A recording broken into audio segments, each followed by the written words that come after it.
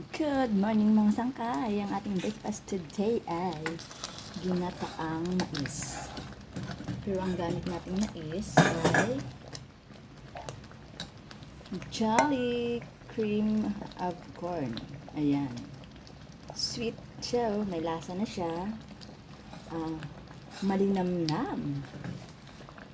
Ayan. Siyempre nilagyan na natin dyan. And then, ang ating gata ay ang Coco Mama Fresh Gata.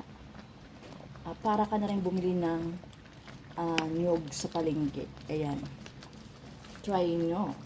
Lalagay ko na to. Bali dalawa mga sangkay ang ating gagamitin. Ayan. Nilagyan, ano to creamy. Ayan, mga sangkay. Siyempre, mimix lang natin. Ayan.